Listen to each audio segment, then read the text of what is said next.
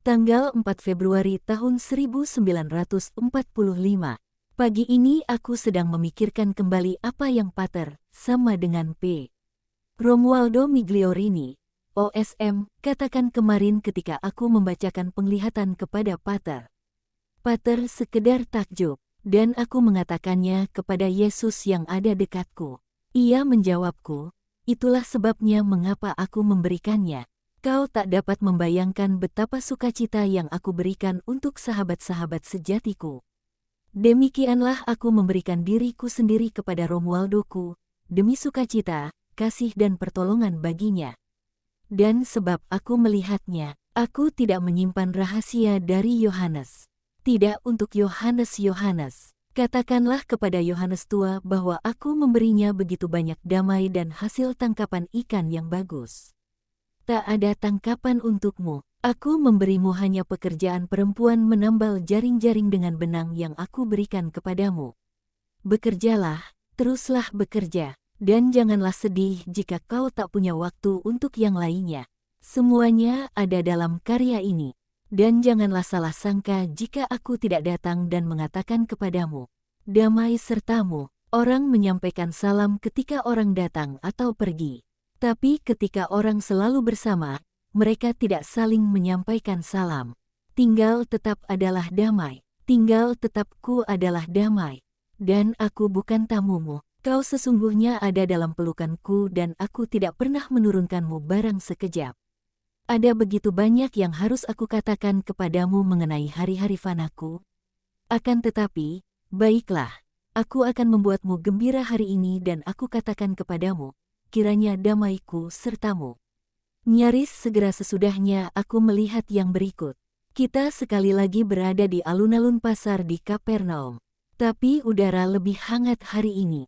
Pasar sudah bubar dan di alun-alun hanya ada beberapa orang pengangguran yang tengah mengobrol dan beberapa anak sedang bermain. Yesus, di tengah kelompoknya, datang dari danau menuju alun-alun, dengan membelai anak-anak yang datang menyambutnya dan memberikan perhatian pada berita-berita kecil yang sepotong-sepotong yang mereka ceritakan. Seorang gadis kecil menunjukkan sebuah luka gores besar yang berdarah pada dahinya dan menuduh adik laki-lakinya melakukannya. Mengapa kau menyakiti saudarimu? Tidak seharusnya kau melakukan itu. Aku tidak melakukannya dengan sengaja. Aku ingin mengambil buah-buah ara itu dan aku mengambil sepotong kayu. Tapi kayu itu terlalu berat dan jatuh menimpanya. Aku ingin mengambilkan buah-buah untuknya juga. Betul begitu, Yohana. Ya, baik. Jadi kau dapat lihat bahwa saudaramu tak bermaksud menyakitimu. Sebaliknya dia ingin membuatmu senang. Jadi segera berdamailah dan saling berikan ciuman satu sama lain. Saudara dan saudari kecil yang baik, dan semua anak yang baik, jangan pernah mendengki. Ayo, kedua anak yang menangis itu saling memberikan ciuman satu sama lain. Mereka berdua menangis, yang satu karena kesakitan akibat lukanya, yang lain karena dia menyesal bahwa dialah penyebab sakit itu. Yesus tersenyum melihat kecupan yang dibasahi dengan tetesan-tetesan besar air mata.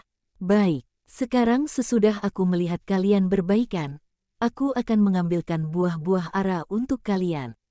Dan tanpa kayu, tak heran, dengan perawakan setinggi dia dan dengan lengan-lengan yang panjang, ia dapat melakukannya tanpa kesulitan. Ia mengambil dan memberikannya kepada mereka.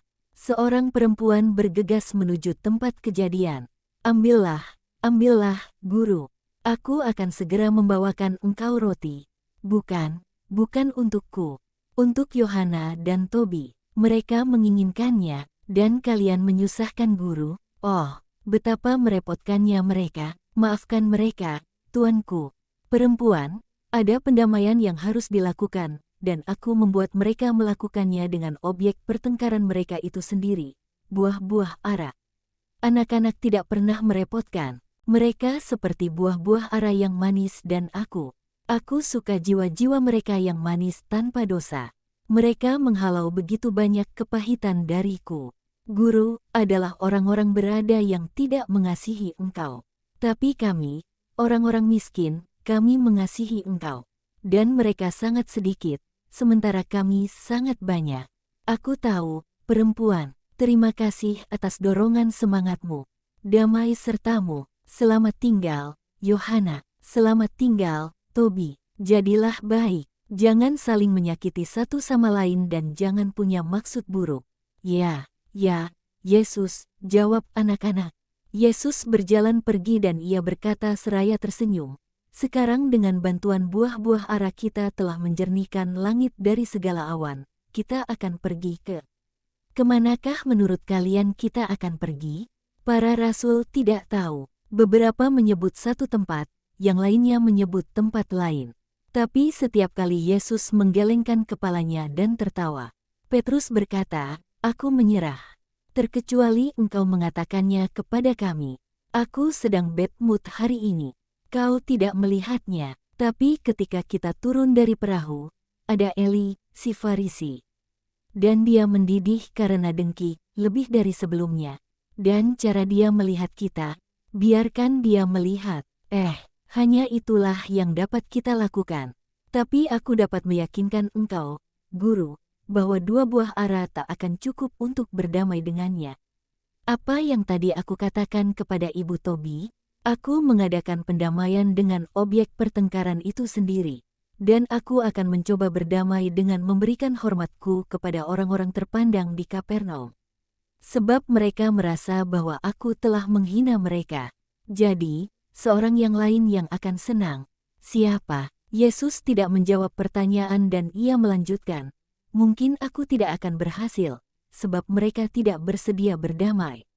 Tapi dengarkanlah, dalam segala pertandingan, yang lebih bijaksana dari keduanya akan mengalah, dan daripada bersikukuh ingin menjadi yang benar, dia bersedia bersepakat. Bahkan berbagi sama rata apa yang, aku juga akan mengakuinya, mungkin menjadi hak milik sepenuhnya, maka situasinya akan menjadi lebih baik dan lebih kudus. Orang tidak selalu dengan sengaja mencelakai. Terkadang orang mencelakai yang lain tanpa menghendakinya. Kalian harus selalu memikirkan itu dan mengampuni. Eli dan yang lainnya yakin bahwa mereka tengah melayani Allah dengan keadilan dengan bertindak seperti itu. Dengan kesabaran dan ketekunan, dan dengan kerendahan hati dan maksud baik. Aku akan berusaha membujuk mereka bahwa zaman yang baru telah tiba dan bahwa Allah, sekarang, menghendaki untuk dilayani seturut ajaranku.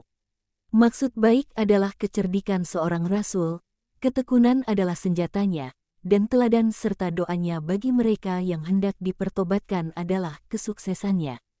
Mereka tiba di alun-alun. Yesus langsung menuju ke konter pajak di mana Matius sedang menyusun pembukuannya dan mengecek keping-keping uang yang dibaginya menjadi berbagai macam pecahan dan dimasukkannya ke dalam kantong-kantong berbagai warna. Dan lalu mengecek peti logam yang ditunggui 2 orang pelayan untuk dibawa ke tempat lain. Begitu bayangan figur Yesus yang tinggi muncul di bangku, Matius mendongak untuk melihat siapakah pembayar pajak yang terlambat itu. Sementara itu Petrus, dengan menarik lengan baju Yesus, berkata, "Tak ada pembayaran yang harus dilakukan, Guru. Apakah yang sedang engkau lakukan?" Tapi Yesus tidak menghiraukannya. Ia menatap Matius yang segera bangkit dari tempat duduknya dalam suatu sikap hormat. Suatu tatapan tajam yang menembus lebih jauh. Tapi bukan tatapan seorang hakim yang keras, seperti kali lalu. Melainkan suatu tatapan panggilan dan kasih. Tatapan itu memikatnya dan menguasainya dengan kasih. Matius memerah wajahnya. Dia tidak tahu apa yang harus dilakukan atau dikatakan. "Matius, anak Alfeus, saatmu memanggil. Ayo, ikutlah aku," perintah Yesus penuh wibawa. "Aku, Guru, Tuhan, tapi tahukah engkau siapa aku? Aku mengatakan itu demi kebaikanmu, bukan aku. Ayo, ikutlah aku, Matius, anak Alfeus," ia mengulang dengan lebih lembut. "Oh, bagaimana aku dapat beroleh kasih karunia di hadapan Allah? Aku, Matius, anak Alfeus, aku telah melihat ke dalam hatimu. Ayo, ikutlah aku." Undangan yang ketiga ini penuh kasih sayang.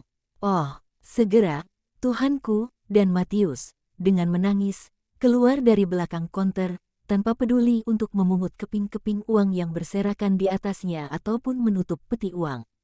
Tidak, kemanakah kita akan pergi, Tuanku? Dia bertanya ketika dia dekat Yesus. Kemanakah engkau hendak membawaku? Ke rumahmu. Apakah kau akan memberikan keramah tamahan kepada putra manusia? Oh, tapi apakah yang akan dikatakan mereka yang membenci engkau?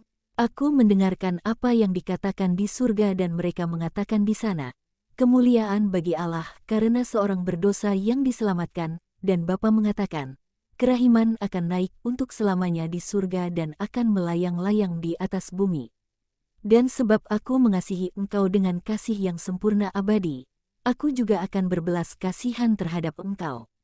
Ayo, dan dengan kedatanganku, pula hatimu, kiranya juga rumahmu dikuduskan.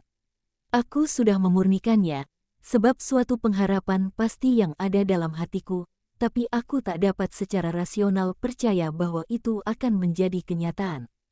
Oh, aku bersama para sahabatmu yang kudus, dan dia melihat kepada para murid. Ya, bersama para sahabatku, ayo, aku mempersatukan kalian bersama, jadilah seperti saudara. Para murid sangat terperanjat, hingga mereka tak dapat mengucapkan sepatah kata pun. Dalam satu kelompok, mereka berjalan di belakang Yesus dan Matius dalam terang cahaya matahari di alun-alun, di mana tidak ada satu jiwa pun yang masih tinggal, dan lalu dalam suatu perjalanan pendek menyusuri suatu jalan yang terbakar oleh terik matahari. Tak ada suatu jiwa pun di jalanan. Tak ada apapun selain sinar matahari dan debu. Mereka masuk ke dalam sebuah rumah. Suatu rumah indah dengan sebuah pintu depan yang besar terbuka menghadap jalan. Ada suatu aula yang teduh sejuk, yang di belakangnya aku dapat melihat sebuah halaman luas yang ditanami sebagai kebun. Masuklah, guruku, ambilkan air dan minuman. Para pelayan segera membawakan apa yang diminta. Matius pergi keluar untuk memberikan perintah-perintah, sementara Yesus dan para muridnya menyegarkan diri. Dia lalu kembali. Marilah sekarang, guru, ruang makan lebih sejuk. Teman-temanku akan datang. Oh, aku ingin suatu pesta besar. Ini adalah kelahiranku kembali. Adalah sunatku yang sesungguhnya. Engkau telah menyunat hatiku dengan kasih-Mu. Guru, ini akan menjadi pesta yang terakhir. Mulai sekarang tak akan ada lagi pesta untuk Matius, si pemungut cukai. Tak akan ada lagi pesta-pesta duniawi. Hanya sukacita batin sebab aku telah ditebus dan aku melayani engkau dan aku dikasihi oleh engkau. Betapa banyak aku mencucurkan air mata. Betapa banyak, sepanjang bulan-bulan terakhir ini. Aku menangis nyaris selama 3 bulan. Aku tidak tahu apa yang harus aku lakukan. Aku ingin datang, tapi bagaimana dapat aku, dengan jiwaku yang najis, datang kepada engkau, yang kudus? Engkau membersihkannya dengan tobat dan amal kasih terhadap aku dan sesamamu. Petrus, kemarilah. Petrus, yang begitu terperanjat hingga tak mengucapkan sepatah kata pun, maju mendekat. Kedua laki-laki, keduanya telah lanjut usia, tegap dan gempal, saling berhadapan satu sama lain. Dan Yesus, tampan dan tersenyum, ada di tengah mereka. Petrus, kau bertanya kepadaku berulang kali siapakah orang tak dikenal yang kantong uangnya biasa dihantarkan Yakobus kepada kita. Ini dia, di hadapanmu. Siapa? Perampok itu. Oh, maafkan aku, Matius. Siapakah yang akan mengira bahwa itu adalah kau? Dan bahwa kau dapat mengoyakkan sekeping hatimu setiap minggu dan membuat persembahan yang murah hati itu, kau yang adalah keputusasaan kami karena ribamu? Aku tahu, aku membebankan pajak secara tidak adil kepadamu. Tapi sekarang, aku berlutut di hadapan kalian semua dan aku katakan kepada kalian, janganlah menolak aku. Ia telah menerima aku, janganlah lebih kejam dari dia. Petrus, yang melihat Matius di bawah kakinya, sekonyong-konyong mengangkat tubuh Matius, kasar namun penuh kasih. Berdirilah, kau tak harus memohon kepadaku ataupun yang lainnya untuk mengampunimu. Kau harus memohon kepadanya. Kami, baik, kami tak masalah, kami kurang lebih juga pencuri-pencuri sepertimu. Oh, Aku telah mengatakannya, terkutuklah lidahku, tapi itulah aku. Aku mengatakan apa yang aku pikirkan, dan apa yang ada dalam hatiku juga ada dalam bibirku. Marilah kita membuat persepakatan damai dan kasih, dan dia mencium Matius pada pipinya. Yang lain melakukan yang sama, lebih atau kurang penuh kasih. Aku katakan demikian, sebab Andreas agak menjaga jarak, karena malu, dan Yudas Iskariot bagai es. Dia kelihatan seperti sedang memeluk sekantong ular, begitu dingin dan singkat pelukannya. Matius mendengar suara-suara ribut dan pergi keluar. Guru, kata Yudas Iskariot, aku pikir ini tidak bijaksana. Kaum Farisi telah mendakwa engkau, dan engkau, seorang pemungut cukai sebagai salah seorang muridmu, seorang pemungut cukai, sesudah seorang pelacur. Apakah engkau ingin menghancurkan dirimu sendiri? Jika ya, katakan kepada kami, agar kami dapat pergi, begitu? Petrus menarik kesimpulan sarkastis. Siapa yang berbicara kepadamu? Aku tahu kau tidak sedang berbicara kepadaku. Aku, sebaliknya, sedang berbicara kepada jiwa ningratmu, kepada jiwamu yang paling murni dan bijak. Aku tahu bahwa kau, anggota Bait Allah, mencium busuk dosa dalam diri kami orang-orang miskin, yang bukan berasal dari Bait Allah. Aku sadar bahwa kau, seorang Yudea sejati, perpaduan antara Farisi, Saduki dan Herodian, setengah ahli Taurat dan setengah Eseni. Apakah kau ingin lebih banyak kata-kata mulia? Aku sadar bahwa kau tidak merasa nyaman bersama kami dan kau seperti ikan alose, sama dengan Clupea alosa, maha indah yang tertangkap dalam sebuah jala penuh ikan. Apakah yang dapat kami lakukan? Ia menangkap kami dan kami tinggal. Jika kau merasa tidak nyaman, sebaiknya kau pergi. Kita semua harus mendapat kelegaan. Juga ia, yang, lihat, terganggu dengan aku dan kau. Dengan aku sebab aku kurang sabar dan juga, ya, juga kurang belas kasihan. Tapi terlebih lagi dengan kau, sebab kau tidak mengerti apapun. Kendati segala atribut baikmu yang kata orang, dan kau tak punya belas kasihan, pula tak punya kerendahan hati, ataupun rasa hormat. Kau tak punya apa-apa, bocah, terkecuali banyak udara panas, dan Allah menganugerahkan bahwa itu tidak mencelakakan. Yesus membiarkan Petrus berbicara sementara ia berdiri dengan kedua lengan terlipat, bibir rapat, dan mata tajam menusuk. Pada akhirnya, ia mengatakan, apakah kau sudah selesai, Petrus? Apakah kau juga sudah membersihkan hatimu dari ragi yang ada di dalamnya? Kau telah melakukan hal yang benar. Hari ini adalah Paskah bagi seorang anak Abraham. Panggilan Kristus adalah bagai darah anak domba ke atas jiwa-jiwa kalian. Dan di mana ada panggilannya, di sana tidak akan ada lagi dosa. Tak akan ada lagi dosa jika dia yang menerimanya setia padanya. Panggilanku adalah penebusan dan dirayakan tanpa ragi. Tak ada perkataan yang dilontarkan untuk Yudas. Petrus diam dan malu. Tuan rumah kita sedang datang, kata Yesus. Dan bersama teman-teman, janganlah kita menunjukkan kepada mereka apapun selain dari keutamaan. Barang siapa tak dapat melakukannya, hendaknya keluar. Jangan seperti kaum Farisi, yang menindas orang dengan aturan-aturan yang mereka sendiri tak dapat mentaatinya. Matius kembali masuk bersama beberapa lelaki lain dan perjamuan dimulai. Yesus ada di tengah di antara Petrus dan Matius. Mereka membicarakan banyak hal dan Yesus dengan sabar menjelaskan ini dan itu atas apa yang ingin mereka ketahui. Ada juga keluh kesah mengenai kaum Farisi yang memandang rendah mereka. Baik, datanglah kepada Ia yang tidak memandang rendah padamu. Dan berperilakulah begitu rupa hingga setidaknya orang-orang baik tidak mencemoohmu, jawab Yesus. Engkau baik, tapi engkau satu-satunya, tidak. Mereka ini seperti aku dan lalu, ada Allah Bapa yang mengasihi dia yang bertobat dan ingin menjadi sahabatnya kembali. Jika orang berkekurangan dalam segalanya, tapi Bapa masih tinggal, adakah sukacitanya tidak penuh? Perjamuan hampir berakhir ketika seorang pelayan mengangguk kepada tuan rumah dan mengatakan sesuatu kepadanya. Guru, Eli, Simon dan Yoakim minta masuk dan berbicara kepadamu. Apakah engkau mau menemui mereka? Tentu. Tapi, teman-temanku di sini adalah para pemungut cukai. Dan itulah apa yang ingin mereka datang dan lihat. Biarkan mereka melihat, tak ada guna menyembunyikannya, tak akan ada faedahnya. Sebab lidah-lidah jahat akan menjadikan situasi lebih buruk dengan mengatakan bahwa ada juga pelacur-pelacur di sini. Biarkan mereka masuk. Ketiga Farisi masuk, mereka melihat sekeliling dengan senyum ironis dan hendak berbicara. Tapi Yesus, yang berdiri dan pergi menyambut mereka bersama Matius, mendahului mereka.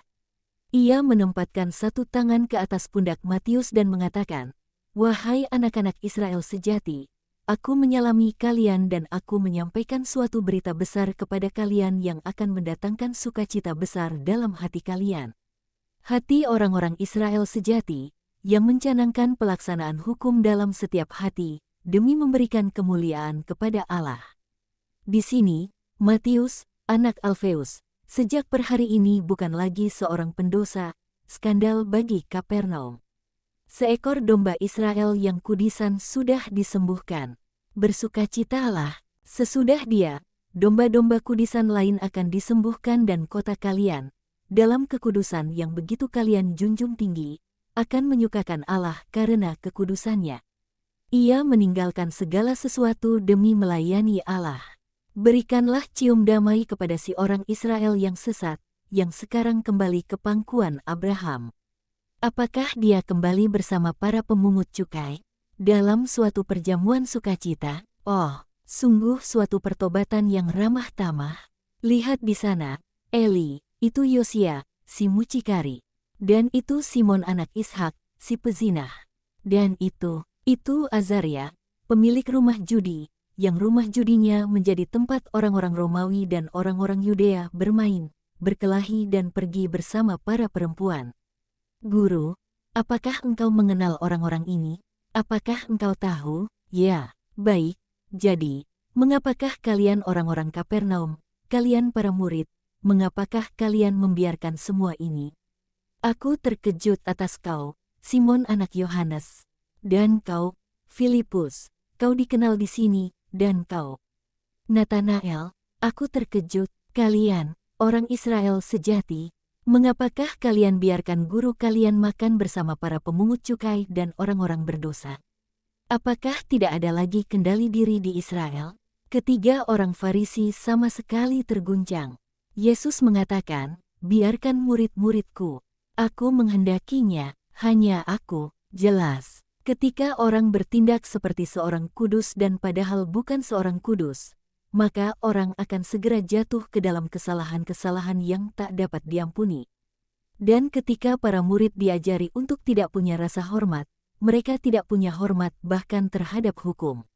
Aku masih panas atas tawa sinis yang ditujukan padaku, Eli, si Farisi, dari orang ini, seorang Yudea dari Bait Allah. Orang mengajarkan apa yang dia tahu. Kalian salah, Eli. Kalian semua salah. Orang mengajarkan apa yang dia tahu. Itu benar. Dan aku mengenal hukum dan aku mengajar mereka yang tidak mengenalnya, yakni orang-orang berdosa. Aku tahu bahwa kalian sudah menjadi tuan-tuan atas jiwa-jiwa kalian. Tapi orang-orang berdosa tidak. Aku mencari jiwa-jiwa mereka, yang aku kembalikan kepada mereka, agar mereka dapat membawanya kepadaku kembali, seperti apa adanya, sakit, terluka, tercemar dan aku akan menyembuhkan dan membersihkannya. Aku telah datang untuk itu. Adalah orang-orang berdosa yang membutuhkan juru selamat. Dan aku telah datang untuk menyelamatkan mereka. Berusaha dan mengertilah aku, dan janganlah membenci aku tanpa sebab. Yesus lembut, meyakinkan, rendah hati.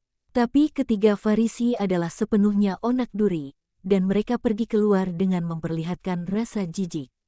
Mereka sudah pergi. Kita sekarang akan dikecam di mana-mana, bisik Yudas Iskariot. Biarkan mereka bertindak sesuka mereka. Pastikan bahwa Bapa tidak mengecam kalian. Janganlah sedih, Matius, juga kalian, teman-temannya. Batin kita mengatakan, janganlah mencelakai. Itu cukup. Yesus duduk dan semuanya pun berakhir.